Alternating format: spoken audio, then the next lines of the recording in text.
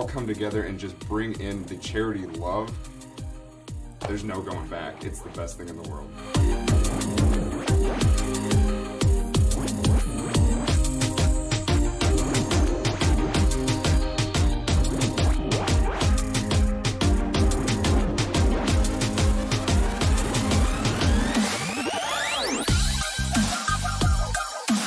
My passion for this stems from when two of my kids were born, they had to spend a lot of time in the hospital.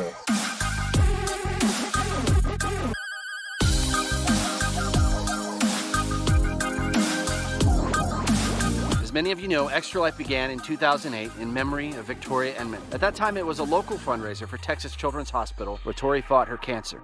At Victoria's house. Hi! My name is Joellen Inman, and I'm Tori's mom. And this game is not over. Some families, the game is just beginning. We've got a long ways to go. That road is a long road.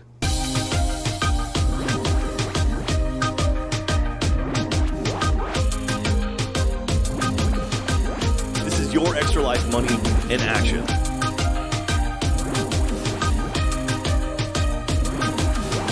CHOC is actually building an entire wing dedicated to children's mental health.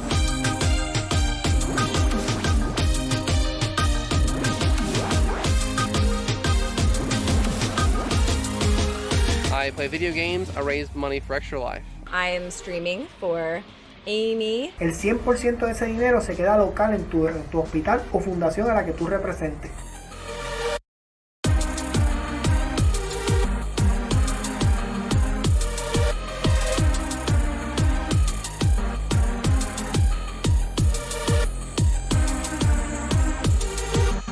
Extra Life Super Mega Ultra Charity Live Stream Extravaganza of Awesomeness.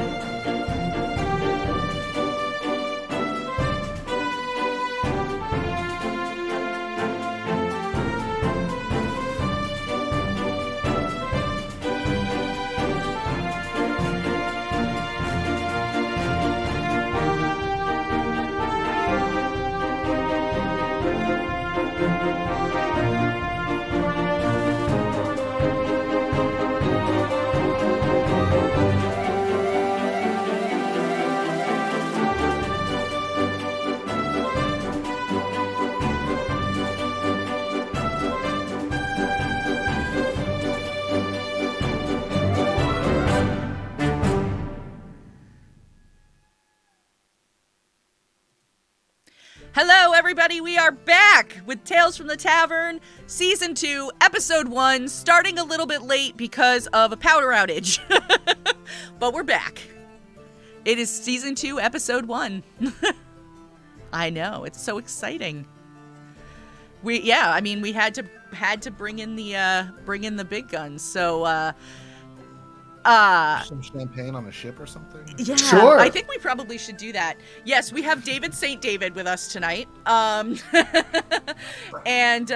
yes, if you have been around for the majority of our Extra Life charity stream weekend extravaganza, you have seen all of these faces, or not the Little Red Dragon, but you've heard Saint's voice in all of our streams this weekend. We wanted to have an episode where we all got to talk a little about like normal tabletop tavern stuff, whatever normal is. And then also a little bit about the event itself and our favorite parts from the weekend and all of that. So if you are joining us for the first time, the way that this works is everybody will introduce themselves. I will kick things off with a question, and then the rest of our questions will come from chat. So feel free to drop your questions in chat.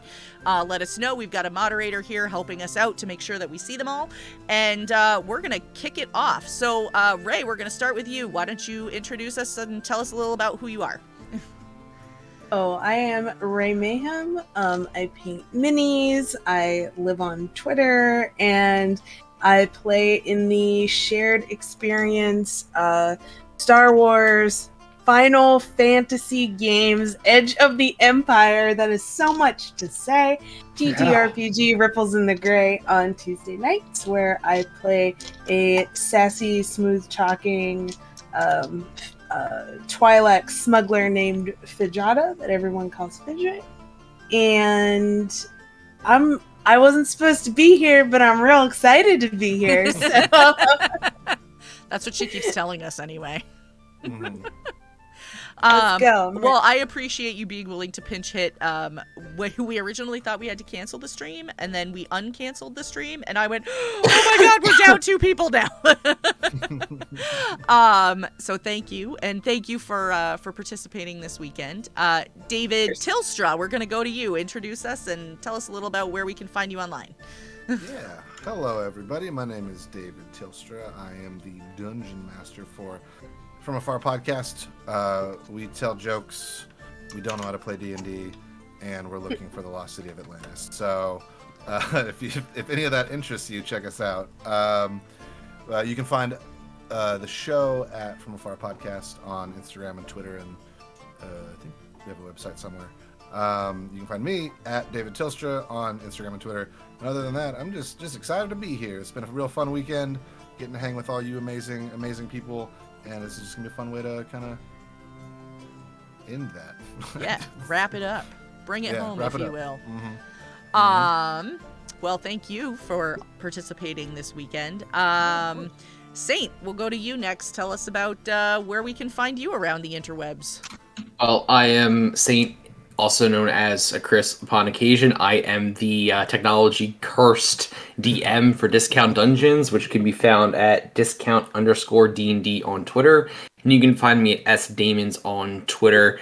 I am a regular on this channel at this point, so everyone's at least heard my name and seen my face at least once, although this weekend has proven quite difficult with my technology. I am about to eat my new laptop right out a window.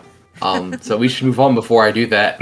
Yeah, please don't do that during the course of the stream. I don't recommend it, actually. Okay, so David, Fungin Master David, tell us about you. I am David Hallman. I am the Fungin Master for Good Better Quest. There are fireworks going off outside my house, and I'm sure they're going to be going off outside some of y'all's houses too. Yeah, fact. Yeah. I actually don't know what else to say. I can't believe suddenly I don't. Doug is on this show a lot, and he is one of my players, and that's don't take my word for it. You know, just. But you don't have to take our word for it. Yeah. Amazing. Well, thank you. And Wolf's Blood making another appearance this week. I am making another appearance, and I am one of the channel moderators here at Shared Experience. I am not getting an old chat blurb today because no. But anyway, it has been great. I'm actually surprised that Stag wasn't able to find anything to say, as he had plenty to say, as he yeeted me into the void yesterday to my death, which was fine and great. You know, it happens, but whatever. Get good, Scrub Lord. Well, speaking of yesterday's stream and all of the streams that we have had so far this weekend, the question I would like to start off with is, first tell us the stream that you were a part of, and then I would like to know what your favorite part of that stream was. So, Saint, you already said you called dibs on going first on this question, so by all means. Yes. I was the DM for the Amen stream All Cleric one shot on Friday night, and all of my players asked me for social encounters. They all wanted to socialize and not be violent. And every social encounter I throw on them literally got fireballed. But the most spectacular one was they're on an airship, and the Fellowship of the Backstreet, thank you, Manda, that shall forever live in my infamy, was catching up to them on planes, and in unison, the party unleashed a torrent of fireballs upon them, sending them cascading to the ground. And what was supposed to be like a good 20-minute like verbal encounter and aerial duel using dancing became just kindling and carnage. Amazing. It was pure magic. I was in that one. I actually could not cast Fireball, so unfortunately I did not get to take part in any of that. But I had a great time polymorphing a dragon into a chicken. That was a thing I did. So, yeah, See? I was pretty proud of that. It's so rad. As you should be. Every dragon deserves to be a chicken. Yeah. Especially red ones. Hey. Robbie, are you in chat? But did you deep fry it afterward? That is the question. No, we couldn't. We wanted to. Actually, Cyclone Jack did predict that we would get KFC before the night was over, but we didn't quite make it to that part. He was very close. We were all very fatigued as the boss was on its final legs, so an NPC removed the party from imminent death, leaving a bit of a cliffhanger that we might be able to return to. But we'll see how that goes. Yeah. It's always fun. Oh, so you're saying you saved your party from death on that charity stream so that it would be a lighthearted ending, huh? It's for the children. Sure, yeah. Me, lighthearted and pulling punches. Dave can confirm this is not me. I did because I wanted to go to bed. He was saving himself. Yeah, there was a moment we were playing an offline game of Strahd, and we were going. It was getting late, and we were fighting this like boss. I don't even think it was like the final boss. I forget who it was, but like Chris at one point was like, "Do you guys want to keep going, or do you want me to like end this?" We're like, "We want to take this guy," and I was like, "Okay." And in one turn, he had killed the entire party. We were like, "Oh, never mind." Oops. Whoops. He really Careful. wanted to go to bed that day. Yeah, Careful he really what you wish for. No, that one was on us. He gave us the out, and we were like, "No, bring it on." But it was fun. Yeah, they specifically they had asked for the death version of Strahd, where like you crank everything up and they're fighting on by the life of their teeth, and they can't find any of the treasures they need to actually survive the encounter. So the boss polymorphed into a red dragon and burned them all to a crisp in one round. Actually, 2 rounds. These red dragons, just the bane of my existence. But yeah, I asked them, was like, because I asked them, do you want to die? And they're like, yes, kill us. I'm like, okay, I'll make sure you guys die. It was brutal. It was real brutal. But it was fun. It was still a good time. Yeah. All right. Anybody else have a favorite moment from this weekend they want to share? Yeah. That's what the question is. Oh man, there's so many. Someone just slammed a door in my house. Rude. So rude. I'm on the stream. I think one of my favorite moments was, I mean, there was a lot. I think I'm gonna do a couple here. My very first one was when we were doing the coffee talk with Brianna Jean. That's right. You did that one too. We sort of bullied Chris from Discount Dungeons into giving away a pie. He's not. I mean, Chris, you might be able to correct me if I'm wrong, but he's not particularly a baker. Like he can bake. It's not like he's not like I give away pies. This is my thing. It just sort of came up, and he ended up giving away a pie. All right. He's not a bad baker. Like it's not something he usually does. Like he actually does make a good apple pie. Like I have had it for the holidays. Like he can cook. Well, yeah, that's what I meant. Like not doubting his skill, just the frequency at which he bakes. To the best of my knowledge, he does not make pies on the regular. It is not something that usually just randomly ends up. It's like, oh yeah, I have a pie for you guys on game night and just lands on my table. No, that does not happen. Although maybe it should. Chris, I know you're in the chat. I mean, if it did, would less red dragons show up? We need. Well, they haven't faced a dragon in the Discount Dungeons campaign yet. Mhm. I'm sure they'll find a way to fight one. I mean, or they couldn't if pie finds Well, see, its way on the I'm not a pie person. If you want to bribe me, you bribe me with coffee or steak. Or whiskey.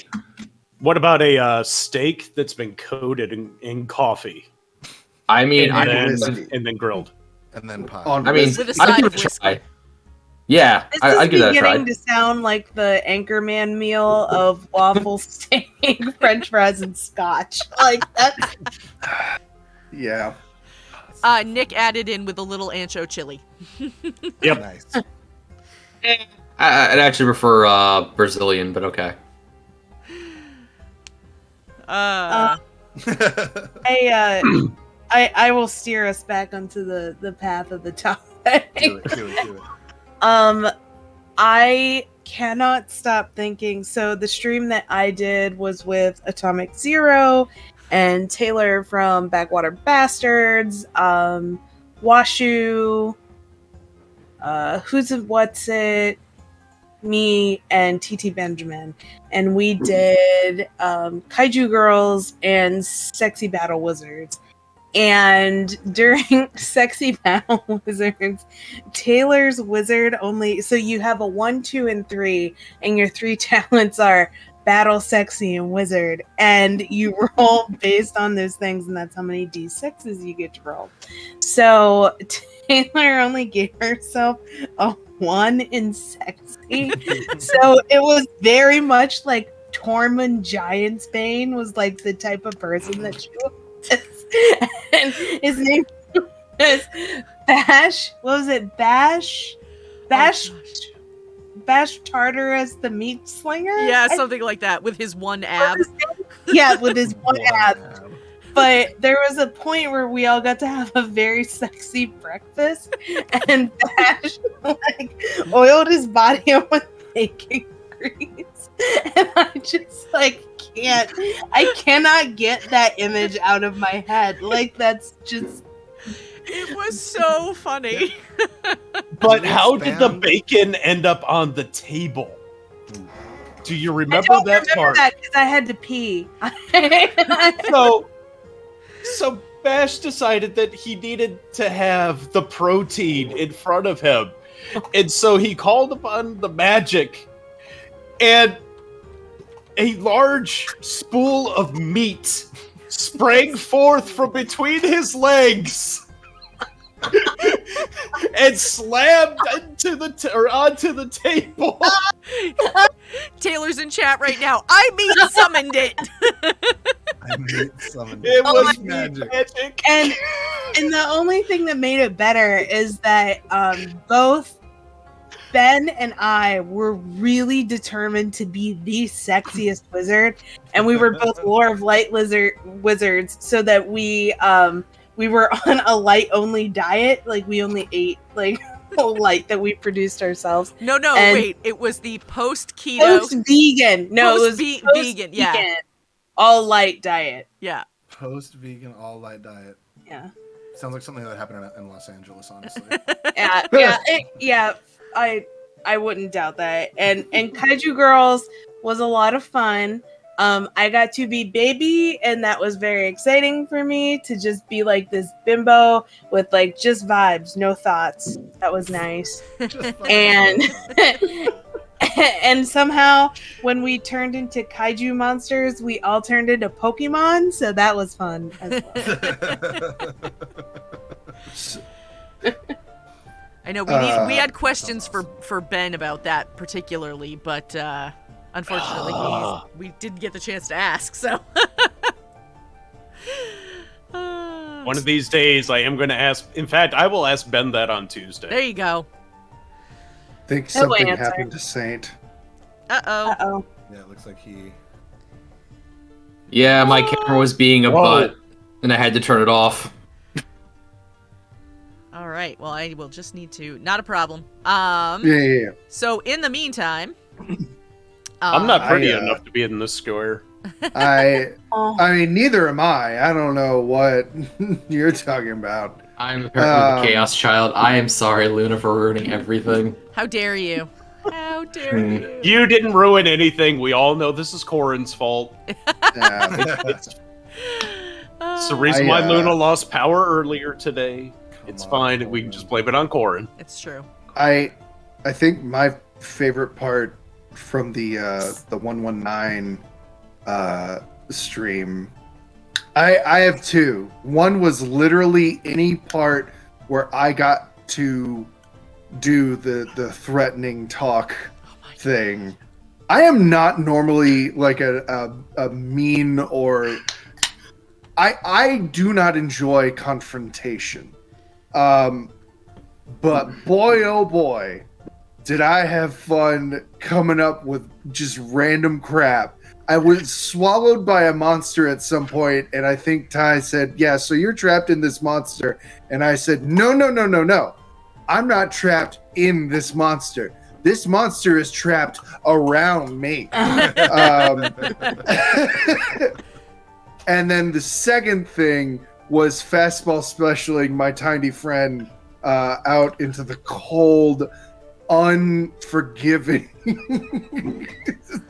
embrace of space. As someone who's Wolf's played Blood, Rivet did you before- get yeeted into space? He did. Oh no. Oh yeah. Oh yeah. That was I a sided thing with that Wolf- happened. I started with Wolf's Blood. That was mean. Very It was mean. not. So here's the thing. I didn't think he was gonna die. It was a last minute thing that someone messed with his suit and got a nat 20 on it. Yeah. But I still got yeeted out of a perfectly good spacecraft. Yeah, you did. By the Tin Man over there. Really good throw too. I still think the best part of that stream though was actually you. Right before you got surrounded by that whatever that critter was. Yeah. Because this thing is bearing down on our war machine and our doctor. It's huge, it's the size of a ship's hangar. And all of a sudden, Isaac, or David over here, just says, I'm gonna shoot it, and so he shot it. And the immediate reaction was, it looks like it took no damage. It's immune. Not even missing a beat, not even pausing, he goes, I'm gonna run into its mouth. If I can't hurt it from the outside, I can hurt it from the inside. Its skin is too thick on the outside. Oh my. Drax, no! Drax? Here's the thing, is that is a go-to for almost every fighter I play. It's just I'm run gonna into its run mouth. inside it. So Yeah. good. Listen, you can't miss a hit when you're inside it. All right? You hit a wall, guess what? It's still the monster. That's a good point, honestly. That's a very good point. Let me into your heart. Literally. The fastest way to a man's heart is through his stomach. That's what they say. I don't think that's what they meant, but that's what they say. So before we move out of the stream this weekend, I would like to read for you guys what I read for our mic check this afternoon, which is a kaiju haiku that I was given by Dev Makes Things because he loves me and wants to make me happy. So here is my kaiju haiku, and you are so awesome, monster that I just made up. It must be your teeth. I love that. That is a very powerful haiku. Oh, There you go. What a person. What a great and powerful Indeed. person. Oh, so good. So good. So David Tilstra, you were in another stream Saturday night. Did you have a favorite moment from that one? Yeah, oh yeah, a lot of them. That was a good stream too. They were all good streams. Yeah, honestly, this entire weekend, you guys have done an amazing job putting together some really cool casts with some really cool DMs, GMs that told some really, really amazing stories. I think probably just like off the top of my head, like the first really cool part of last night's stream was we were playing for a while, and Brianna Jean her and Shannon were getting into it because they were both playing very snarky characters, so they were just getting into it. And then all of a sudden, Brianna Jean says like, "Oh," and then like my badger comes out of my hood and like attacks whatever and does whatever. And we're all just like, "You have a badger in your hood?" Do you not? No, I didn't, unfortunately. That was really cool. And then there was one part where we we came out of this random hut where there was like a shopkeeper, and at that just a few minutes before that, Robbie from the Dungeon Initiative had donated a bunch of money to summon a monster, and like in the middle of just the pleasant grove we were in, we were learning about the story, we were having role play moments, we were talking to this like guide person. Robbie decides to summon a red dragon, and we had to just fight a red dragon. And the way we were gonna do it, or the way it started to just hurt a lot of my friends. So I'm like, okay, I have magic. I'm gonna cast Dimension Door, and I'm gonna appear 500 feet above this thing and drop down to it as I polymorph myself into a whale. I was gonna try and squish the dragon, but as I was up there, they killed the dragon, and then we had to figure out how to get me back down and not kill everyone underneath them before I turned into a whale. So that was a fun little moment. Amazing. So good. There was just a lot. Those are the ones that come to the top of it. But very fun. Oh yeah, Chris just said, "What about the feather beard?" Oh yeah, that was fun. great. What about Edabrix's bubbles? Yeah. Those wild magic surges were nutty. Yeah, well, you go ahead and then I'll share the. Oh no. I was gonna say the one about Edabrix's bubbles. So we use the wild surge table in our game as well, and when Edabrix cast polymorph on the dragon, it caused a wild magic surge and also silenced her for a minute. So every time she'd try to talk, little like speech bubbles would come up over her head, but it would just be like ... you know.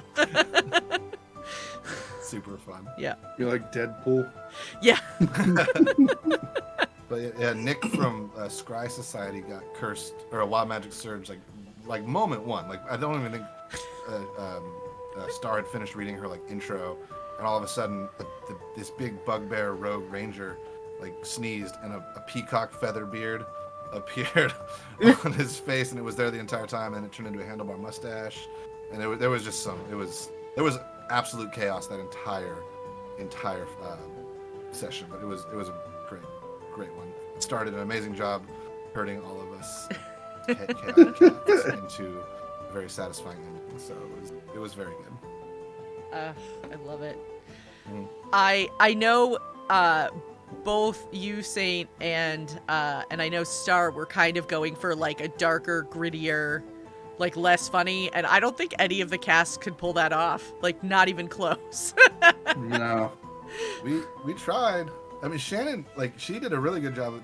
Right before we went on stream, she's like, "By the way, guys, my character is a bitch," and we're all like, "That fine." But she played it, and it did a really good job the entire time. And it was like I think we tried to start a little more serious and like not as just goofy comical, but then peacock beard and then wild magic surges out the wazoo. People were turning blue and de-aging, and pies were being. It was just hijinks all over the place. Yeah, if you have a wild magic table, you no longer have a serious game. Mm-hmm. No. Like, they are literally incompatible. Well, I think that depends on the wild magic table, because I know I listened to a podcast where they do use a wild magic table, and one of the characters is a wild magic caster. And so every so often when that character rolls, they have to roll on the table. And one time they did it and they killed 70 people. So, yeah. Oof. Wait, 70? Like, 70?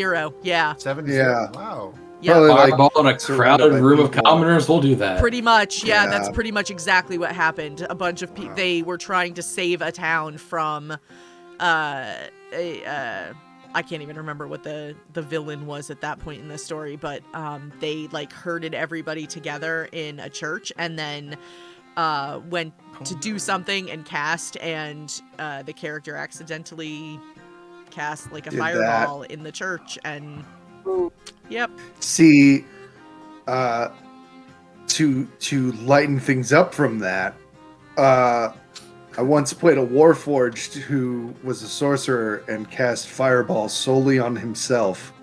It was the only way he knew how to cast it, and he always did it because he wanted to feel warm. Aww. He just.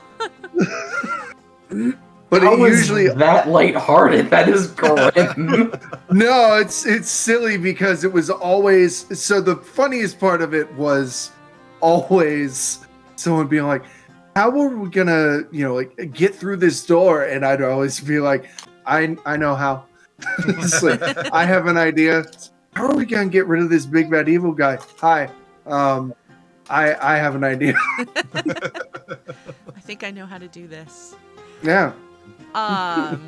So before we go any further into the evening, Ray, do we want to open up that giveaway? Yeah. Excellent. So, I'm perpetually making things. Yeah, why don't you tell us about what you have for us tonight, and I will get that going. I need to do some finishing touches, so it probably won't get mailed out until next week. But I have a werebear that I've been working on, and Luna sent me a message, and she's like, "Hey, can you jump in on Tails?" And I said, "Sure." And I jumped in, and she's like, I guess you don't have a giveaway. I'm like, actually, I started something this weekend. So we will be doing a giveaway. Beautiful. That is gorgeous. Needs some more detail, but he'll be looking good in no time. Yes, so exclamation point ticket to enter if you would like to enter for that. And the giveaway is open now. We'll draw the winner at the end of the stream. And also, too, donations are still open. If you have wanted to make a donation for Extra Life and haven't had the chance to yet, you can still do that. There is a link below. There is also, here, exclamation point charity in chat will also bring up the link, or exclamation point Extra Life. Both will do the same thing. And so if you haven't had a chance to do that, that's great. But the exciting news was we actually hit our goal last night. So our goal was originally $1,000, which we hit last night, thanks to Robbie dropping in that dragon. Woot woot, dragon for the win. Right? For the children.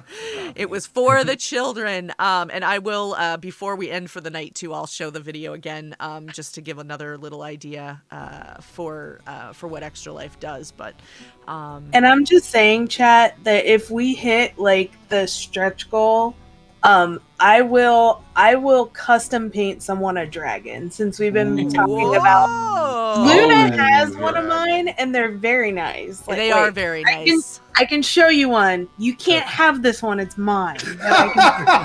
And you can't have mine; it's mine, but it's downstairs, so I can't even show it off. I need to bring them up here. I can go get You can mine. look, but no touch. Yeah. Exactly. Actually, speaking of my God, stretch giveaways, Luna, we had already discussed one that I Yes. don't think we hyped up enough.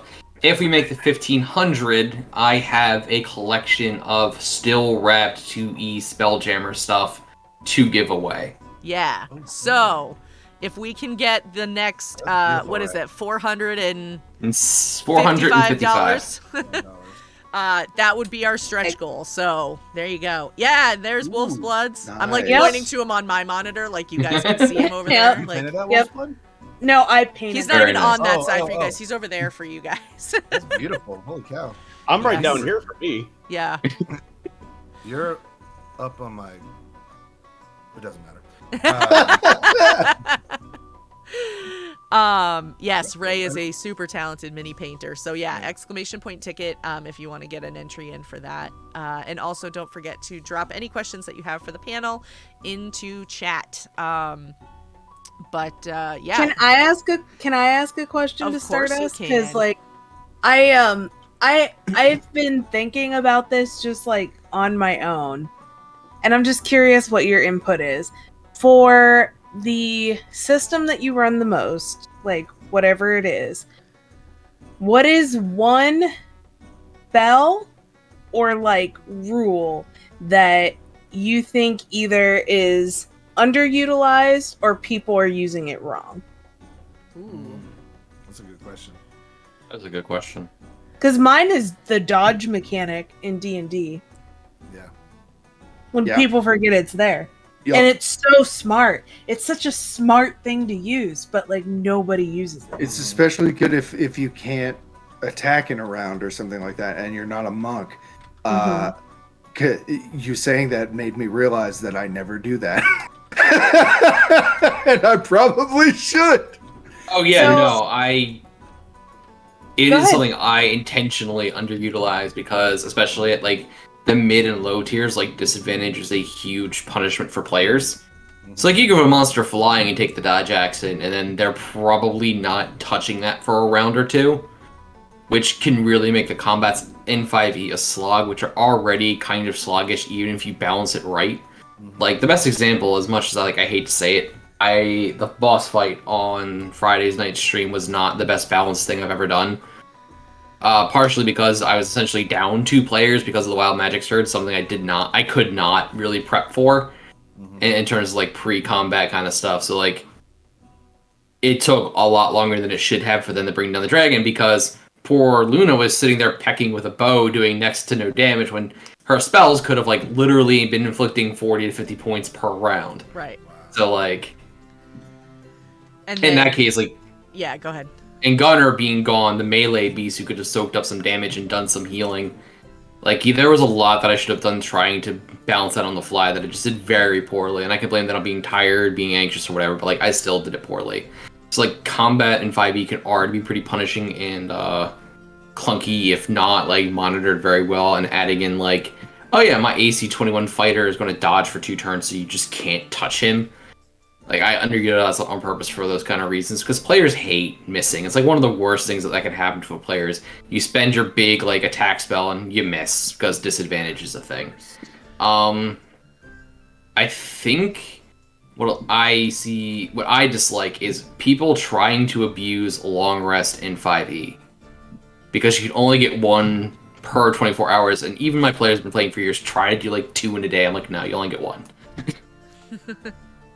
No one tell my DM about that.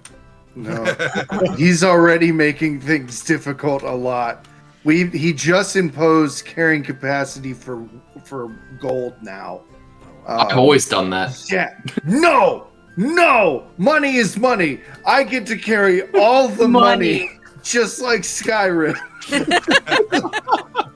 You guys, that just makes me think of that meme where it's like what you look like carrying all your stuff in a video game, and it's just somebody running like through Skyrim or whatever, and then what it looks like to everybody you're going by, and it's like somebody with this like mounded over shopping cart full of stuff.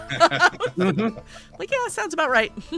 Is it bad that when you equated it to Skyrim, I was like, I need to convince my DM that if we get unlimited gold, I can get unlimited cheese, because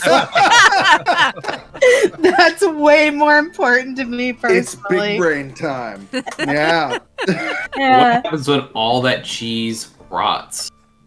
No, you just eat it's it dried fast. cheese. It's It's- dried you cheese. gotta- It's ration cheese. Yeah, and you got Powdered cheese. Rations get moldy too. No, They ration keep a shelf cheese. life. Ration cheese will outlive God.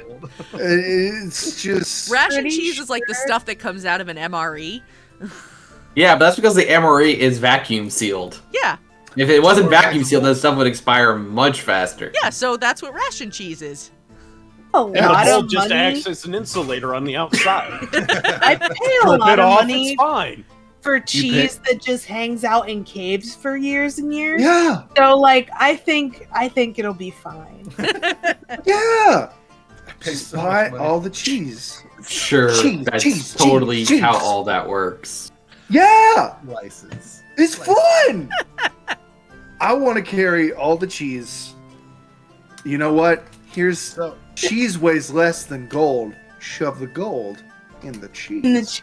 That makes the cheese heavier. In You're what no world? fun. That's it. if we are in zero mass where cheese and gold do not have weight, then like you need to get cheese with a Well, the rhyme. thing is, things cannot have weight, but things will always have mass. So if you shove gold into cheese, if you're in zero gravity, it will have no weight, but it will have increased mass. Not in like it exists in a separate plane. We're talking about magic and shit. Cheese Magic is and an shit, exception. Exactly. In Dungeons and Dragons, cheese weighs nothing. Like, It's already magic. I'm not shitting you. sir. I'm not shitting you. If Devin would put like burrata into Vaima, I would move heaven and earth to get my characters like a taste of burrata. Are you kidding me? Cheese is fucking important. Like, I love Scry Society. He says, guys, I think we've lost the thread. I'm just over here. Hey, Billy, what was your favorite episode of Tales from the Tavern? The cheese episode. Okay, Scry Society, listen. You can't tell us we lost the thread and then follow it with the nugget, this gold of little known fact. The holes in Swiss cheese are made from adventurers putting coins in them. It's true. It's true. It's very true. 126 of the DMG. Look it up. Yeah. Yep. Yeah, no, but you have a very different copy than I do there, Dave. Also, I don't think it goes to 426. Yeah, no, I've got one. I got it. It's on the edition. It's David edition, and it is just a One Direction notebook. Yeah, it's best DMG. 10 out of 10. Would buy again. It's true. I've bought 3 of them. How we got here? I don't remember how we got here. I but don't I'm either. I'm not mad. The thing is, I still prefer this to the the water elemental conversation the last time I was on Tavern with you, yes. Dave. I was about to say. Question. It needs to be answered. That's it. Okay, wait. Follow-up question. To Pete, can you drink a water element? You would die of water poisoning. You started this saying. That's fine. That's fine. I would just like to point out that hashtag Free the Pea is now a t-shirt available on our merch store. Just so you know. No way. Getting royalties? I'll take 8. I'll take 8. Give them all to me right now. I am ordering one as we are on this right now. I need this in my life. David Telstra, I am being ate up by curiosity. What is the follow-up? Oh yeah, no, question? Well, maybe we get a donation, and I asked the. No, that's putting way too much. That would be a good question. I was just gonna ask, are there cheese? $25 donation, and we'll debate whether or not you can drink a water elemental. Again. Do it. Bring it back up. With. And the answer will still be the same. No. Yes. So I think there was one time. Nick's got a great one. Sorry to interrupt, but this is a really good one. If you throw Kool-Aid packet at a water elemental, does it become a Kool-Aid elemental? Oh. Yes. Oh yeah! Yes, we did it. Great mind. We're all idiots. I'm That's so what mad at that's myself for not getting there. Dude, just imagine how, like, say you're stuck in a dungeon. You're stuck in like a cell of a dungeon. How do we get out of here? Previously drank a water element. You have a packet of Kool-Aid. You're stuck. You happen to have to relieve yourself. Water elemental's back on the playing field. Throw the Kool-Aid into the water elemental, and then it breaks you out of prison. These are the big, because it bashes through the wall. Like No, because your urine is chemically different than water because of the acidity. Well, yours Okay, might no. Not after you drink a water elemental. There is no direction on the Kool-Aid packet that says that it has to be water and not pee. And I think it'll still suck the Kool-Aid Stream Man. is done. Yeah. When you are in a I have a survival follow-up question, situation. actually. So this makes me wonder, if you throw a Jello packet at a water elemental, does it become a gelatinous cube? No, because the cube has enzymes that act acidically to dissolve things. I'm kicking you off. You're no fun. Hi. Let the fun police in here. God. Hi. I'm David Hallman. We've had a lot of fun here tonight. We stray further and further from God's light every day. Just I'm said dying. Jellimental. Jellimental! Yeah. Elemental. Jesus. Oh my goodness. I have not known a moment of peace. Oh my god. Oh. Oh my goodness. Okay. All right. Let's write So it back the in. next question is Chad, that we if need questions. Chad, help us. if Guide we hit us it, back. hold on. If we hit it Guide with us the Jello, Yeah, Wolf. if we hit it with the Jello, can we also hit it with the canned fruit cocktail? Oh. Are we just making a fruit salad element? I was so you can't if you hit it with the canned fruit cocktail. Here's the thing. This is where I'm on Saint's team. It can't be pineapple. One word. Well, why? Oh, hold on here. Pineapple belongs everywhere, including pizza. No. So- So that's a different topic. I'm talking about scientifically, pineapple does not work in Jello. That. I remember a whole thing in class because the fact of the matter is pineapple, when you're eating it, it's also eating you. Yes. Yeah. Because it's so acidic. So that's the one time I'm gonna be like, no, that's not gonna happen. Now I'm just racking my brains to all the times I've eaten Jello. It's just If I ever had There's pineapple, pineapple flavored Just- Jello. it just occurred to me that there is a way to make the gelatinous cube scarier. With pineapple. Put pineapple in it? Describe it as aspic instead. Oh, no. Aspic is the worst food ever. I've never heard or had that. Aspic It's is meat jello. Meat jello. It's Why would you someone might, if you're defaced from the meats like Midwest, that? if you're from the Midwest, you might know it as spoon meat. head cheese. Head cheese. Hold up, is that actually one of the terms for it? Is head cheese? Head cheese. You can buy. Head cheese depending is on where a you're type at. of aspic. Depending on where you live, you can actually buy it just like you do any of your other deli meats. Okay, listen, y'all. Okay, so we probably call it something different then. If the gelatinous cube dissolves people, it is a cube of aspic. Like, why are we not describing it this way? As this terrifying chunk of adventure meat flavored jello. Because it's already scary and Enough. upsetting. I mean, if you're thinking about it like an amoeboid, as the oozes are meant to represent giant semi-sentient amoeboids, they would disintegrate or digest every part of protein they could to fuel their growth and everything else, leaving behind only the skeleton. So all your meat would actually be repurposed into other aspects of the cube to maintain its structural. So it's just not meat floating around. It's actually being used to create other things. So it's the bone, because I guess the bones are have too much calcium, and since it is a What you're saying is the bones are too healthy.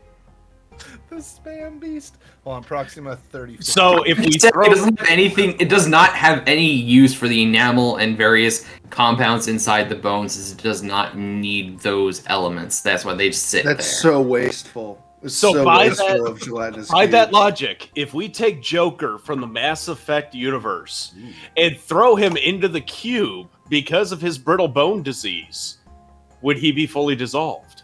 That's a solid question, friend. Yeah, please help us. Give us something. Right? Seriously, chat, just start throwing questions at us.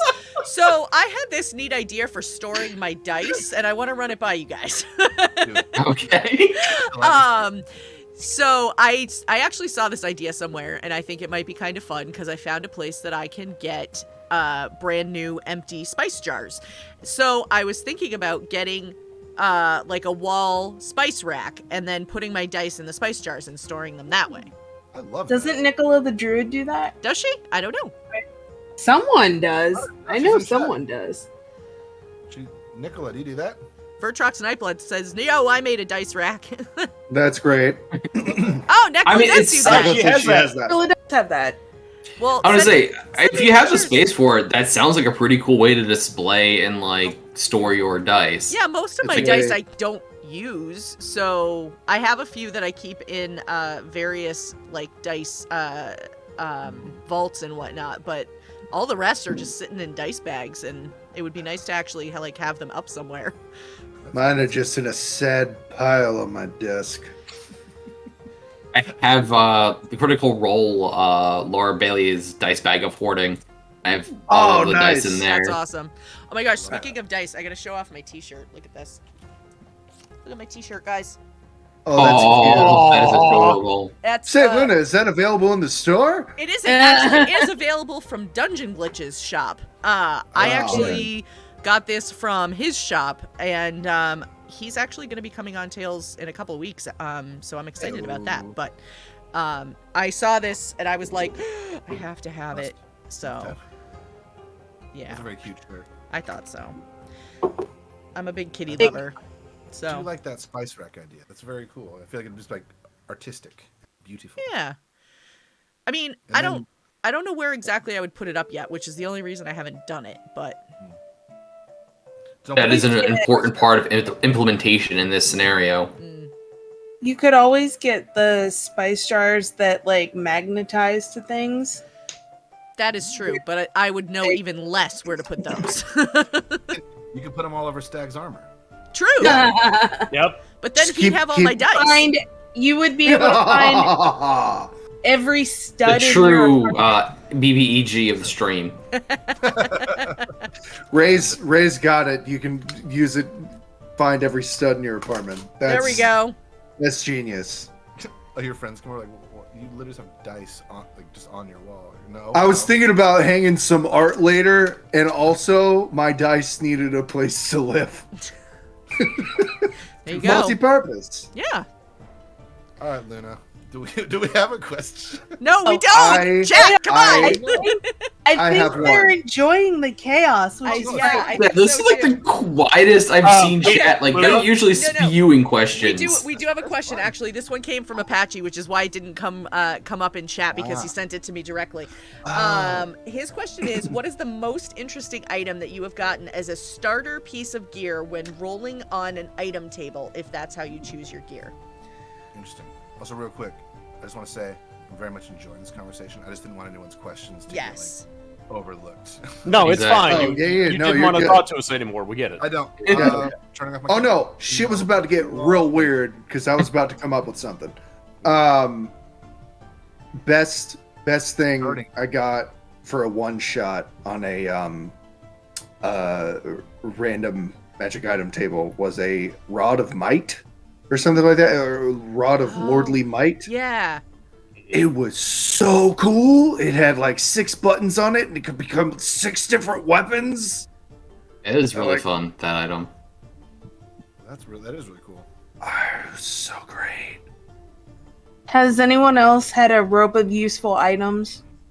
I've seen it. Ooh, Rope of useful items? I've given those out, and the players love them.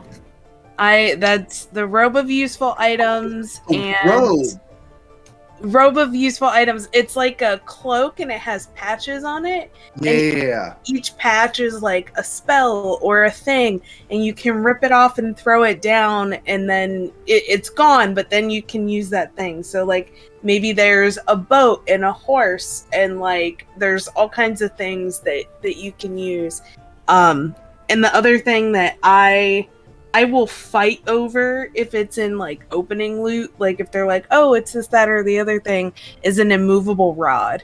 I love simple, easy, but like so it can do so much. So those are like my two: is a robe of useful items or a immovable rod.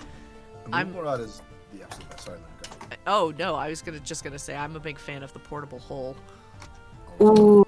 It's real fun. Ooh, that's also good. I didn't realize how blessed I didn't roll for this, but on one of Scry Society's off-air games, I was helping him, or he ran for us.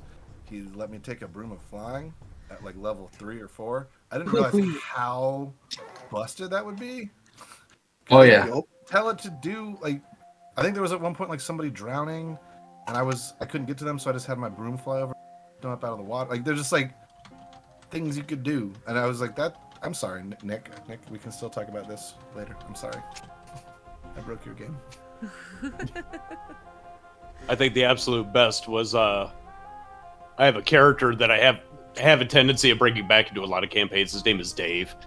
He started off as a chaotic neutral gnome alchemist, and he's 1 foot 6 inches tall, had the best of intentions, and had to roll on a chaos table anytime he did anything because he was a severe klutz. And random loot table, he ended up getting a Rod of Wonder. What's that? Oh no. Oh yeah. Rod of Wonder or Wand of Wonder? Rod of Wonder. And they're essentially the same thing. Yeah, they're basically the same. But what they do is you're not sure. You point it, you shoot, and then you roll on a D100 table. Oh, that's what happens. So sometimes the room gets filled by, thousands of butterflies. Yeah. Or suddenly you have a herd of charging rhinoceri that are running out of the wand towards your enemies and everything in between. Very cool. Having a completely just clueless little gnome running around with this thing was amazing. That sounds fantastic. It sounds One of my favorite D&D moments came from a Wand of Wonder. This is back years ago. I'm in high school, so we're like talking 12, 13 years ago now. And we're talking to 2 ancient black dragons. And they're going to kill us. Like, they decided that we're dinner. But we're trying to bribe our way out of it. So our drunkard, who's an assassin, goes, look at this cool wand we have. I'll totally give it to you.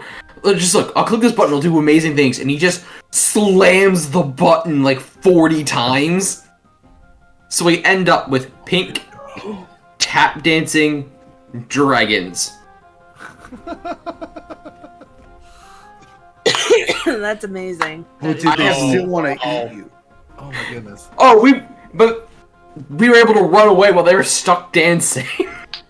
Good. That's great. So That's good. so awesome. I have never put one of those in my game after witnessing that. Yeah. No, I've never done it. I'm like, no, I'm not having that happen to me. Although I get it.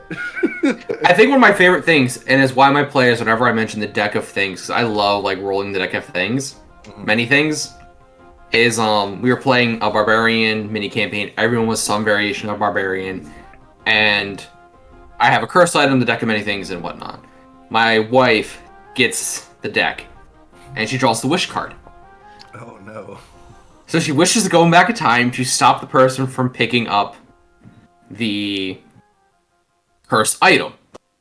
Well, I'm like, oh, okay, well, you don't remember that the item is cursed because you've wiped out everything and you don't remember you have wishes. So literally, my wife is like, I can never say the word wish again. Oh wow. It's the, what is that? The grandfather paradox? Yes. Mm-hmm. Yeah. Oh my god. That's nice. But they look at that thing and they're like, no, we will never touch that. Like, if I even mention the deck of many things, my wife is like, you're sleeping downstairs. I found a homebrew item someone put online called the deck of slightly fewer things. It was really great. I think I stumbled across that one time. Yeah. It's so fun. It's so stupid. There's a whole subreddit about like DM things, but one of the pinned channels is useless items to give overzealous party members, and it's like stuff that it won't hurt them, but it doesn't really help. Yep. So like the one what was it called? the poncho of something, but it was like a belly shirt, so it only gave you cold protection from like your rib cage up. Oh my gosh. Oh my god. And Wow. like there was one that was like the something of sneaking, and it made you like stealthy, but only if like no one was around and if it was dark and like just all of these things that it wasn't necessary. But those were very funny, because if you have like loot monkeys that like fight over everything, throw a couple of those things in, and there you go. So we got a question from Vertrox Nightblood. And this one was, this is a good one, considering we had one of these over the weekend. If you could play and or run a D&D one-shot with all of the players being one class, what class would you want? Oh, we know my answer for this one, so I think I can skip it. Well, chat may not know. Is it clerics? Is it clerics? Okay. My two favorite all class things to run are all barbarians, because they're just giant meat sacks that raid, pillage, and break everything. So I don't have to worry. Speedrun the boss. And then the all clerics, just because like if you have a group that really wants to roleplay, like they can actually sit there and just like debate about theology, and it's totally in character and can bore the crap out of the villain. And you can just sit there like the villain's just tweeting, just as like clerics walked into my thing and they start debating about how their gods would kill me. Lol. Those are my two absolute favorites. Like if you're gonna like, I want to play it all again, this barbarians or clerics, just because they can lead to such interesting like role play interactions depending on how you like gel the group together. A third one is also paladins. Paladins can be fun. I mean, at that point, you're basically going, anything I put in front of them is mulch, but that's kind of the point. See, I want to do the all clerics, because I love the idea of all clerics, but add in 2 new features. Feature number 1, you have to have a polar opposite deity between each of the characters. Love it. So if you have 4 players, player 1 and 2 have to be polar opposites. Players 3 and 4 have to be polar opposites. I love that. And here's the other fun part. They gain and lose strength as they outdo each other during the campaign. Oh, wow. That's good. That's really cool. I mean, I can see where that's brutal to track from like a stream or like podcasting like zones. That's what we do. Like trying to track that information live would be a pain, but like off air, I'd totally be down for something like that, just because that's nice and like you decide everything at the end, you start, and that could be a fun like off air kind of game. I'm not sure how I feel about it on air, just because of like the chaos of shifting stats.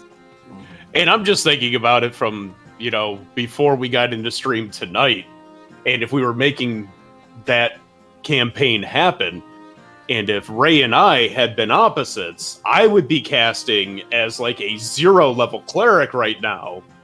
Well, Ray would be at least level 18 after that burn that she delivered earlier. Yes.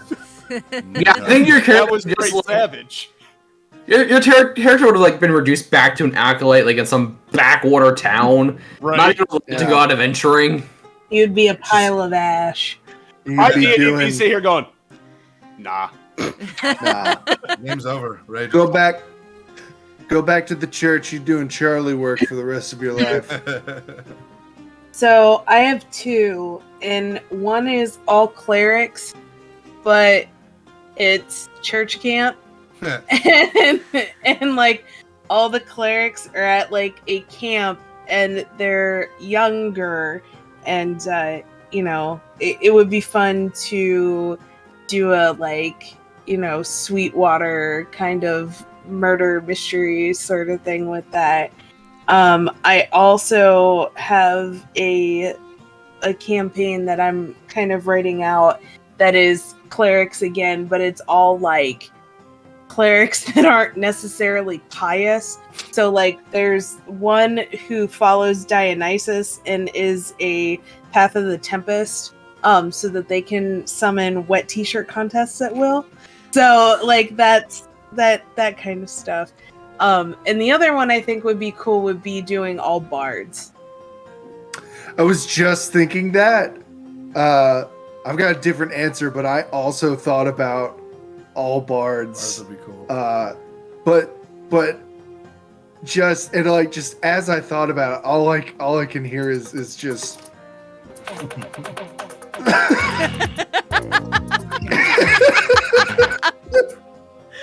just oh man, we're stuck in this dungeon. We gotta bang our way out. But you have to have that one emo like rocker in the back corner that goes, no. No, the other one I would want to do, stick with me for a minute. Sticking. All monks. Turtles. Into it. I know where you're going with this. And they're adolescents. Mm-hmm. What else is about them? One of them, keep going. No, you got it. Keep going. This is so stupid. Why did you bring me here? No.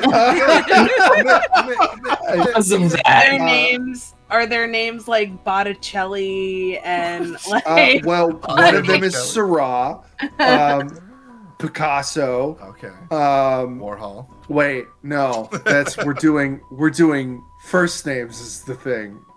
Shoot. So it's George. George. Pablo. Andy. Oh God, Andy. Well, I'm also just trying to think of. And Jackson. Yeah. Jackson. And so, like, all of these monks, have different weapons. Jackson would have to have a shotgun. Of course. Oh wow. It's gotta. You could give him a paintball gun. Love it. A squirt gun of holy water. Oh my gosh. That's amazing. Oh God. I'm proud of you. Yeah. Scry Society, these are some deep cuts. I don't know. And I feel like I missed all of them. Yay for being ignorant. Ninja Turtles! Oh no, I got the Ninja Turtles. It was the other stuff. Oh, he was just naming painters. Oh yeah, no, these are just other painters, more modern. Oh no, I meant the shotgun. I was totally lost by the shotgun. Oh, Jackson Pollock. Yeah. Like drip painting. Yeah, he's an artist known for like these. He did the splatter thing. Yeah, So now you I get it. Now I get it. So you see, can- let me explain. Guardians of the Galaxy. A Kuma joke. When you shoot someone with a shot, no, I'm just. Let's not go. Hi, I'm David Holman. like- We've had a lot of fun here tonight. So this has my brain going, like, it just popped into my head, and I think this would be a lot of fun, is running a campaign where people have to be like partners. So you have to have like you have to have a reason to be together. And like, I don't know why my brain went here. Probably because I'm looking at Wolf's Blood, which makes me think of Ravenloft. And I'm like, what if you played a campaign where there was like two players together, and one was a monster hunter who would go from town to town that are being like terrorized by vampires and get rid of the vampires, with his vampire best friend who terrorizes towns. This is the plot of Dragonheart. Right? The prequel to Dragonheart, I think, is Dragon the dragon goes from place to place. Wait, what, David? Oh, Dragon Start. It's the prequel to Dragon. To be fair, it sounds more like a con men show. Like, I totally slayed the vampire, picks him up. Hey, buddy, next town. Yeah. Next town. No, it really was. It was the dragon kept going kingdom to kingdom, and the dude came and slayed the dragon, and then they just go to the next kingdom. Wasn't it also Brothers Grimm? Yes. They did the same thing. Sort of premise. Yep. So great.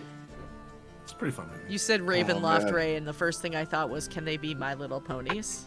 Yeah, I mean, I've been pushing that forever. Why? We still need to make this happen, Ray. My heart is set on this. Okay, so Saint, I will explain that I own the entire works of My Little Pony Adventures of Equestria, and it is basically 5e, and I want to run a My Little Pony campaign but put it in Ravenloft. My Little Murder. Oh, yeah. Got it. My Little Murder. Oh no, they will be ponies. They will be They ponies. will be My Little Ponies. It will be transported into Ravenloft. Like I said, My Little Murder. Yeah, we've If been. you need any more ponies, let me know. Oh yeah, you're in. I've already decided this. Listen, David Telstra, you have to DM me, and then I will gladly DM you. Deal. Let's make it I mean, we can throw something together right now. I mean, we all got ideas. Right. Let's, Oh, yeah. let's just turn this into a D&D stream. Let's roll dice, see who's the DM, and we'll just go ad-lib a story. Let's go. Luna, I don't want to speak for you, but if we reach the 1500 goal, would you be willing for that to be the thing? Sure. I'd be down. Yeah. Yeah. I mean, I guess I'm in on this now. People, we need your money. Yeah. I think we scared all the money deep into the walls with our earlier conversations. Like, yeah, someone came in and was like, you know what? I'm gonna give to this charity, and then they heard the money in the cheese. Someone literally had like $500 queued up, and we talked about ass pick human jello. Yep. Oh, this is not the group for me. This is not it. Yeah. All right, seriously, I'm sorry. Can we stop saying ass pick? Because every time you've said this, especially ass pick human jello, way wrong thing went through my head. No, that's as it Okay, should. so because the next question that we have queued up. the thing that could go through your head. Next question. The next question. The next question we have is from Lottie and Star. What is the most chaotic event you have ever been a part of? Up there. The most. This one. The most chaotic. This is up there. This is it. I'm gonna say this is pretty close. The only Probably other one just under P the Water Elemental, which is this is probably slightly above the pink tap dancing dragons. See, that's bottom tier chaos for me. It was great, not that wild. Are they talking about like chaotic in a game or just like life in general? Because I've got stories. Like I would assume they mean in some kind of game or TTRPG related event. I did. Pretty pink puppies. I got pretty pink puppies. There was it was chaotic in the absolute best way possible. I got to be a part of the Benjamin's bowling extravaganza. Yes. And, oh yeah, Luna, yeah, you were there too. That was like Seth did. I don't know. Amazing. The amount of brains that gentleman has in his head to deal with the chaos every 5 seconds, and the story was still really fun, really good, and they ended it like it got to the point where like the final 2 bowling teams were like transported to this planet and were bowling these aliens that were knocking down other aliens, and it got like reset like 6 times because people wanted the stream to keep going, and so he had to come up with more endings as it kept going on. It was nutty. It was wild. Seth did an amazing job, and it was super fun. It was so fun. Yeah. Taylor and Neckler are both like Benjamins. They were both there. I think I message Seth like every other day. I'm like, yo, so next time I want a spot. I want to be in on that. Like, I'm pretty sure that anytime Seth busts out Raisin Boy, it's going to be a good time. Oh, I have 2, and I think one of them might just be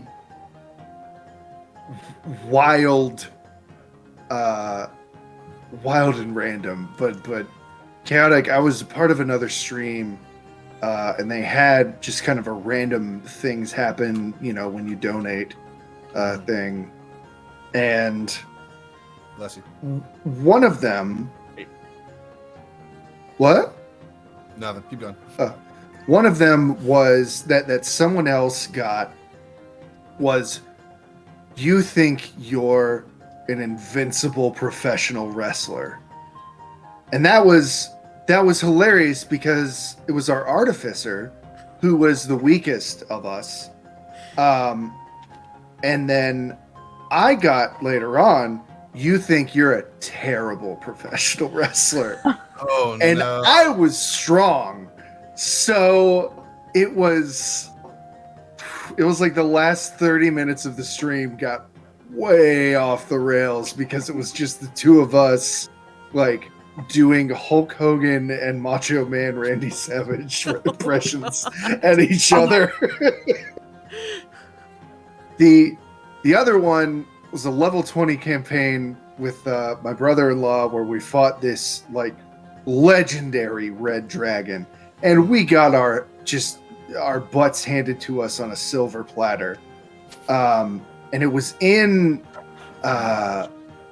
I'm trying to remember, like Jotunheim or something like that. It's essentially Valhalla in D&D. And I joked that the hall that you respawn in after you die on this plane is actually a Denny's. And so we're about to die from this dragon. I'm the last surviving member. And I just say, I'm about to die. And I say, can I take my turn to try and persuade the dragon? And DM's like, sure. And I say, hey, dragon, have you ever been to Denny's before? And the dragon's like, no. What is a Denny's? Like in the middle of this combat, just what's a Denny's? I'm like, oh man, it's great. You can get breakfast there like all day. I got unlimited coffee. He said, roll a persuasion check. I got a nat 20. So that game ended up with us taking a dragon to Denny's. Yeah. So that was great. Yo. Kind of like the end of Pineapple Express. Just sort of wild fight that ends up at a breakfast diner. there is one that sorry, does anyone else have an answer that I already spent? Go. The Chris Saint just reminded me in the crossover that we did, Know Your Role. No. I need to correct you. That was Nick, Scry Society. He's the one who brought it up in chat. Oh, my bad. So in the Know Your Role Discount Dungeons and for our podcast crossover, which is getting very close to being. I'm gonna try to say this without any spoilers. There was a moment where Chris, just kind of off the cuff, the two barbarians found themselves at this fighting pit, trying to protect someone / kill a troll. Chris, feel free to jump in whenever I'm getting. And there was a lot of natural 20s roll. They were all very high level characters, just wild high rolls going on. And Chris, like in the middle of this pit, had this like blood rave, like Blade style, epic, crazy metal music fight where the barbarians were like chopping off heads and roaring for the crowd. It was so epic. It was wild. And Chris, if I forgot anything, please feel free to jump in. I mean, it was the entire like multi-level tavern inside the flying castle that had this blood sprinkler system, which was actually an homage to someone who dropped out who was playing a very prankish character. True. But yeah, there was a lot of chaos in that crossover simply because it was 9 of us recording 6-hour sessions. It was a lot. There was like you edited it, Dave, so there was 9 times 6 is 54, like 54 hours of audio per episode. Yeah, it was a lot. We had chopped up quite a bit, but hopefully in the next couple weeks or so, hopefully we'll get that out to you guys. You guys can hear the chaos that ensued. I feel like in Ripples in the Gray, we're pretty chaotic in general, but for whatever reason, the last time we played ended up being like incredibly chaotic, and it all started with me getting kind of punchy in the green room and like making dick jokes and just being stupid, and then we carried that energy into the game. And I forget, and Wolf, if you remember, like, clarify, I forget what we were talking about, but it had something to do with Futurama. And if you don't know the Tuesday stream, Lion's Head from Lion's Head Gaming plays Harvey, which is like a 3PO unit that's outfitted to be a battle droid. And I said, you know what? I dare you to work Bite My Shiny Metal Ass into this game, into the game tonight. And he's like, oh, I don't know. It probably won't happen tonight. But you know, we'll make it happen. Or this was two rounds ago. So we're playing, and it just all fucking goes off the rails because we finish a mission, we get back to this like pirate planet. Like Wolf is like gambling like our casino dad, and he's just like he's winning some money, so he just keeps putting it down, and we're like, oh no. And just I think you lost it all, right? No, I didn't. Harvey did. I still came out ahead that night. Okay. So yeah. Go ahead. No, go ahead. No, I was just gonna say we can't talk about what went on in the green room prior to that particular stream here. Luna would shut us down. I will shut you down. Amazing. I forgot all the shit that I said until you said that. Oh. Yeah. Well, see, this is where you type it into our chat. No, you don't. Hi, I'm Gentleman. We've had a lot of fun here. What happened in the green room stays in the green room. Right? Yeah. But like it became this whole thing, and then I think Lion as a player got butthurt because he lost all these credits, and like he's kind of the purse holder, so he was like, well, I want to do this like shooting trick and like try to win it back. And just by like us begging chat for boost dies and sheer dumb luck does he pull this off. And the ending is like just Harvey after he pulls off this like crazy trick shot, and like the camera pans on him, and Atomic is like, how do you want to send us out, Harvey? And he's like, I turn around and I look at everybody in the crowd and I say, bite my shiny metal ass. Yeah. It was just like big chaos vibes. It was great. It was amazing. Oh my god. My character ended up sleeping with like the pirate captain. Like, it's just a whole thing. It was a weird energy that night, but you know, it was so chaotic. So chaotic. Oh, good times. Good times. All right. Let's see. We got a few more questions that came in. Nekla the Druid would like to know if studded leather armor was D4s instead of studs, would the opponent take damage if they hit them? Yeah. Depends if they're walking. Next question. Yes. Next question. Thank you for coming to my TED Talks. I will not be taking questions. and it would also be piercing, and you would have to take bleeding damage in between. You would have to take pride damage. Right? Yeah. It's a charisma saving throw. I'm going to say, and to your point, there is actually in the Sword Coast guide, like the third book they published, something called spiked armor that the dwarf battle ragers wear. Yes! That's really cool. Oh, God. It's so good. What was that one's name? He was one of Bruno's dude, I can't even guards. think. I know who you're talking about. And Plint. I don't know the name either, but like I know exactly who you're talking about. Thibbledorf Plint. He was disgusting. Plint Thibbledorf. Oh my. And he would just run and jump and hug people and start shaking. Yes, that was his entire wild. means of it was amazing. It was Battle Ranger. They were the Gutbuster Brigade. I've been reading the Dritz books or listening to the audiobooks at work. Nice. That was my first introduction to one character yeeting another character. Because if you remember, they yeeted him a couple of times in those books. Oh yeah, no, I got no doubt. I don't know if I've been there yet, but I won't be surprised. That sounds very on par for like that band of people. Like I've only read up to like the wedding of Wolfgar and Canterbury because I don't really read a lot. Hashtag spoilers. It's not.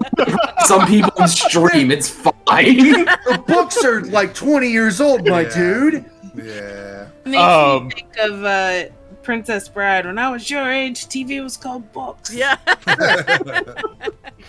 That's how I felt when right before the stream and the power was out and they were saying it wasn't going to be back on until 9 o'clock, and I was like, well, guess I need to find a book.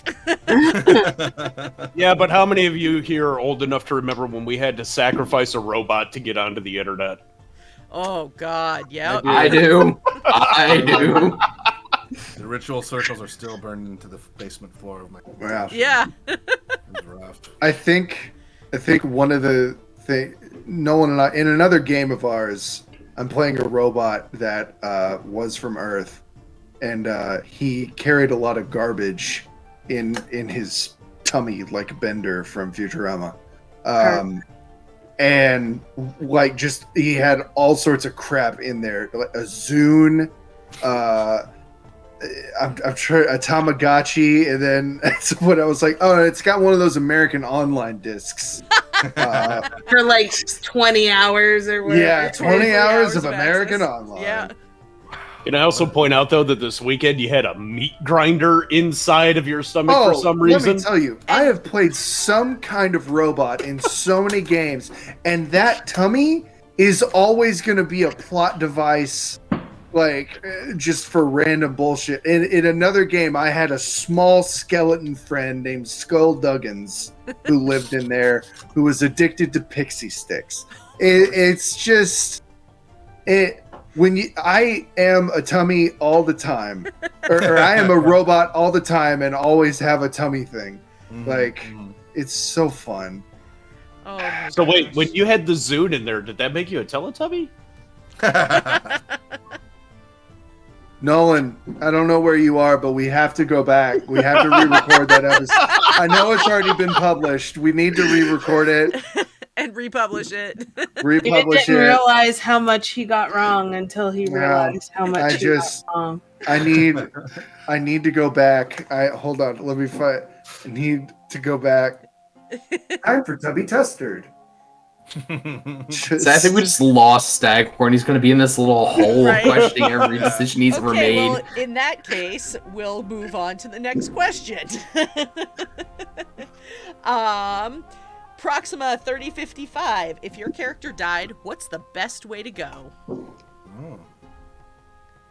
Ass pick me. Eating yourself at a god. Hey, Wolfsblood, what's the best way to go? I didn't get yeeted towards a god. I got yeeted towards Dead Space meets The Thing. Yep. Yeah. While carrying a can of Raid. And you know, I'm just trying to think who did that? Who yeeted you? I think it was you. And who else? Who was that same person that could have, made sure nobody jacked with my suits? Girls, you're both pretty. I'm just trying to make sure. Just trying to make sure we all remember who yeeted his friend out of this place. I actually am sorry about that, dude. Here's the whole thing, though. Here's the whole thing. We had gotten this wonderful bottle of Intergalactic Roundup purely by chance. Just Deus Ex Machina. And so I all of a sudden have this huge surge of hope because going into the stream, Ty had been like, nobody clears the station. Your chances of doing this are like 0. And so here we are. We're in the ship. We've got Intergalactic Roundup. we're gonna do this. We're gonna do something nobody has done in this one shot for him before. Like, yes, I am so hopeful, and I've got this huge rush of I'm going to be the hero. And then I get yeeted, and it's, oh, your suit has been sabotaged. What do you do? Do you save yourself, or do you go towards the tentacle? And of course, my character has this wonderful trait called compassion. I am compelled to sacrifice myself. So, yeah, it was epic, that's the though. best way to go, getting crushed by an alien dead space tentacle outside of a space station so that the can of Raid could rupture and kill everything. If you cut a potato in half and just put it on your headphones to cover your ears, it'll help absorb some of that salt.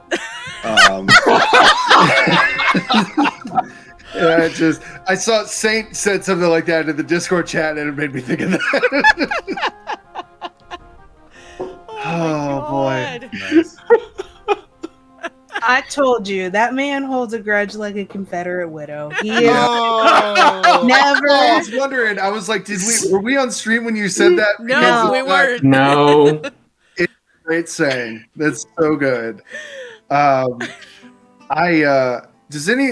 me ask this. Does anyone have another funny death? Because I have a good one, but it's very so I want us to end on a high note if I tell this story. I mean, I have a gruesome, but it is kind of funny. Okay. Death for my character. So I was playing I've talked about Ront before on this game. And it was how I wanted him to go. He was a revenant who was fighting for Grumsh, who was evil. He was a revenant orc barbarian, and he found out Grumsh was evil, and he didn't want to fight for him anymore. So he had to kill his god in a Colosseum fight. So he did that, and I had a moment with my other players where, they're like, all right, let's go back. And I was like, Ront not going back. This is where Ront get off. And just had like a little heart to heart with everybody. And I just said that he had dreadlocks. And I said that he cut off 4 of his dreadlocks and cut his hand and let the blood soak the dreadlocks. And he tied each one around the wrist of one of his friends and said, in my village, when someone goes off, this is the typical ritual to say, I hope you have my strength as you go on. And I asked my DM at the time, I hadn't talked to him before, and I said, I want to give up 4 points of my strength, or 8 points of my strength to give to them with this bracelet. And he was like, absolutely. So they all got a +1 to strength for that. It was, and it was so great. It was so, I don't know what the word cathartic means, but that feels appropriate. But it was that was the best way any of my 5 character deaths have gone in that campaign. Yeah. Great. That is a downer and rough. Yeah, see, that's why I was like, someone else fucking do a fight. Well, my guy farted himself to death. Okay, well, it's not that naive, but so the character that yeeted himself at a god and died. My father, being the gracious and terrible DM that he is, resurrected me as an avatar of a god. But I had to hide the fact that I was an avatar of a god. So I'm role-playing with a group. None of them believe me because they watch me die. And eventually, my character falls again. but the Avatar spirit seeks the next, most recent dead host and raises it. So the party proceeds to behead the corpse of everyone they fought as my character was trying to resurrect himself. It became a version of God Whack-A-Mole.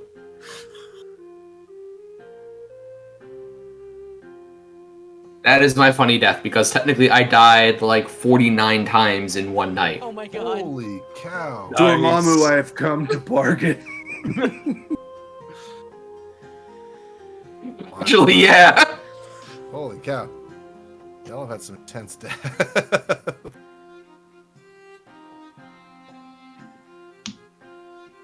Yeah, I don't have any good. Yeah, we got nothing. I got nothing. All right. Well, Do we want a funny one? To go out on? Because I got you a funny one. Okay. Light it up, baby. Go for it. This is so many of my characters have died. Out of the Abyss, y'all. It's the Dark Souls of D&D. I was a rogue. My sister-in-law was playing a paladin who worshipped Mask, who is essentially a rogue god. She normally plays rogues. So my dude is down. 2 death saves failed. And she says, all right, I'm going to res Scrimshaw. But first, I'm going to rifle through his pockets. And our DM goes, okay, David, give me another death saving throw. And I failed. So I died because my sister-in-law was going to rifle through my pockets. She didn't find anything. And then I became the messenger for to talk to her god. So it's like anytime she stopped to pray to Mask, it was the ghost of Scrimshaw, just like, what do you want?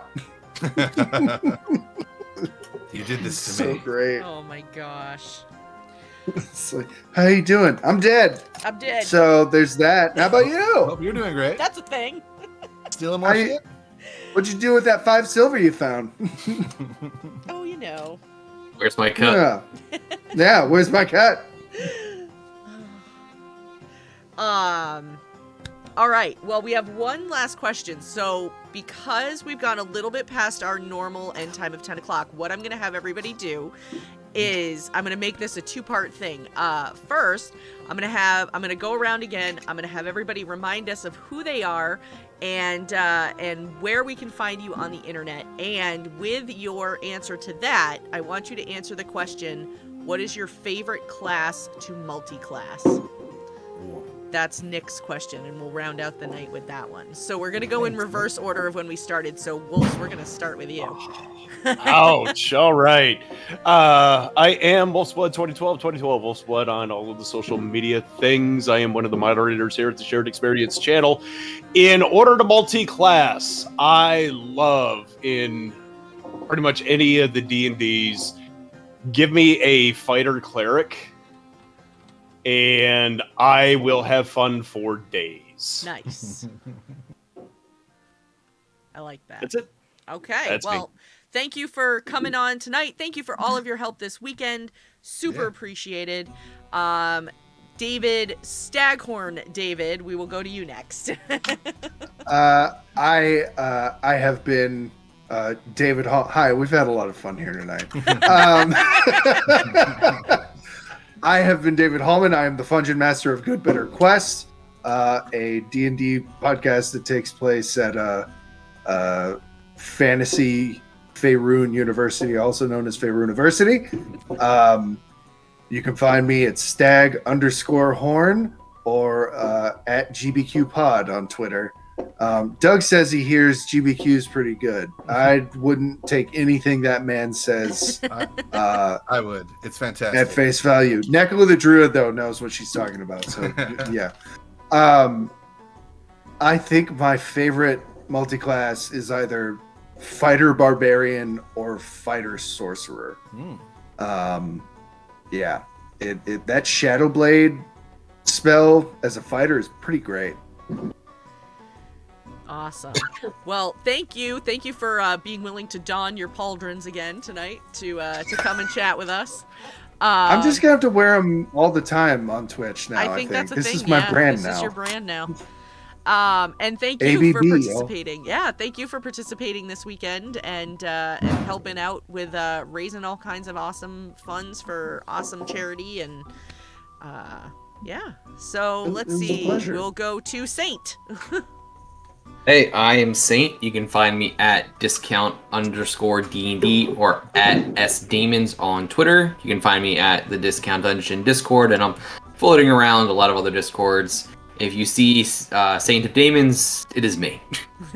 My favorite thing in multiclass is anything with Paladin or Sorcerer because the combinations get very degenerate and very toxic, and that is just me as a player. I will min-max and break everything.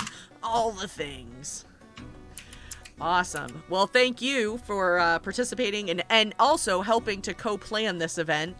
It was happy to do so. It was very nice having you to stay on top of me and be like, Luna, did you do the thing that you said you were gonna do? And I'm like, yeah, I did it 10 minutes ago. Oh my god, I gotta do the thing.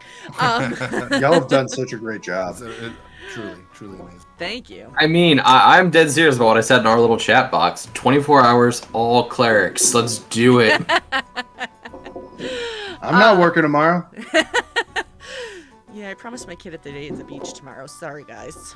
Yeah, sorry, kids. No, I'm sorry. All right. Let's see. David, other David Tilstra. Oh, that's you. Yeah, that's me. Hi, everybody. I'm David Tilstra. I am Dungeon Master for From Afar Podcast. Come check us out if you want. If not, it's cool. We are at From Afar Podcast on Twitter and Instagram. You can find me at David Tilstra on Twitter and Instagram. Yeah, come hang out. Let's talk. It'll be fun. I swear. And yeah, thanks for having me. This has been great. This has been an awesome weekend. You guys have done truly a stellar job of raising money for this amazing cause. So thank you for all the hard work too, and whoever, like, I'm sure there's a lot of work into it, but you two specifically. Well, thank you, and thank you for participating. What's your favorite class to multi-class?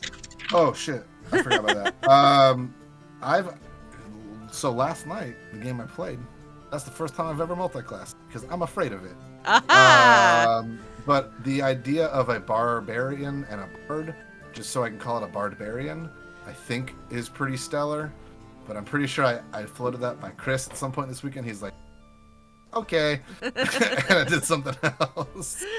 But yeah, the last night the bard fighter was really fun. I was just like able to people a lot of stuff with Battle Master and Glamour Bard stuff, so that was really cool.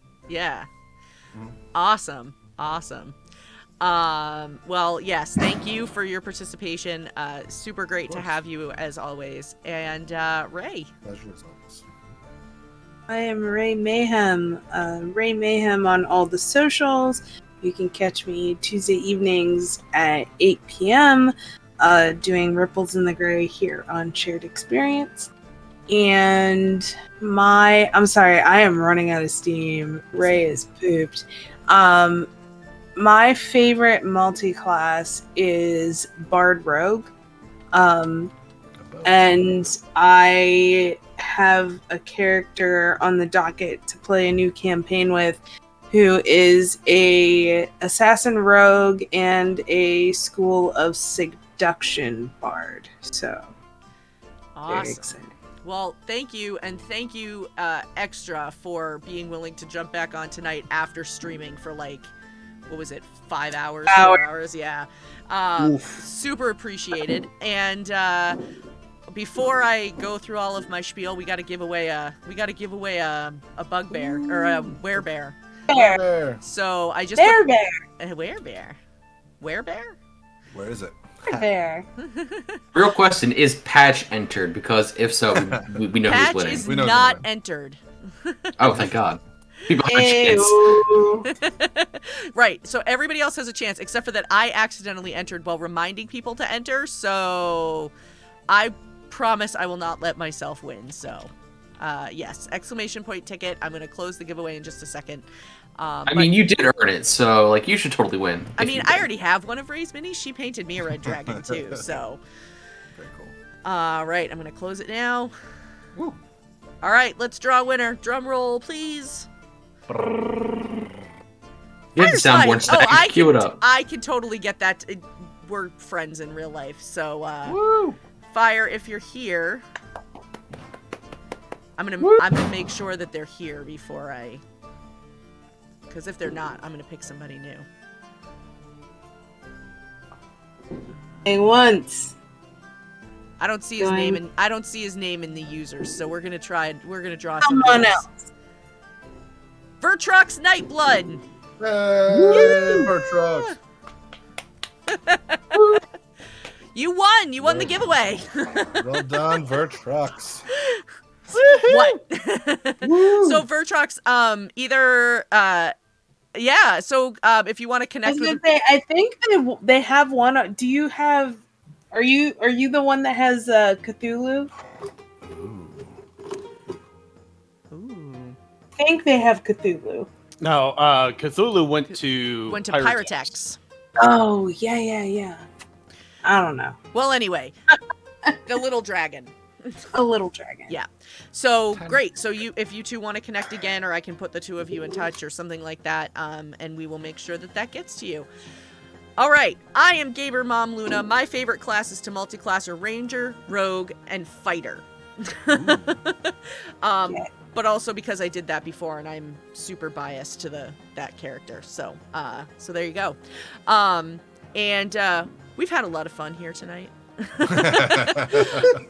And thank you all. Never been easier. Yeah. Never been easier. Thank you all so much for coming. No, this has been great. Thank you all so much again for your participation this weekend and all your help and all the hard work that everybody put in to make this such a success. We raised $1,045 for Extra Life, which is amazing.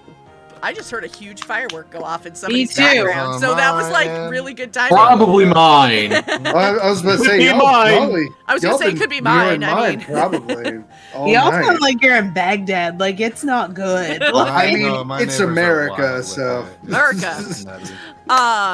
So thank you all again so much for all of your help. The link will stay open. It is extra-life.org/participants/shared experience RPG. That link will always be there for anybody who is maybe listening to the Ears edition or anything like that. If you'd like to contribute down the road, that will be open for you as well. We're gonna drop a raid on let's see if they're still live. Yes. We're going to drop a raid on our friends, Beard and Bride. They're playing some Jackbox games tonight. But you can catch us most of the time on Sunday nights right here for Tales from the Tavern. We're back with Season 2. We've got some really great people coming up next week, including a couple people who also participated in this event. And then Tuesday nights, we have our Ripples in the Gray, which has both Wolf's Blood and Ray in it. And that's also at 8 p.m. Eastern. That's our Star Wars Fantasy Flight system. See, there's words. See, it's not easy. It's not. It's this much. Yeah, you should see me trying to write it on Twitter. It's not fun. And then on Wednesday nights we have 50 Shades of Crimson, which is our Pathfinder First Edition campaign, also at 8 p.m. Eastern, so you can join us there.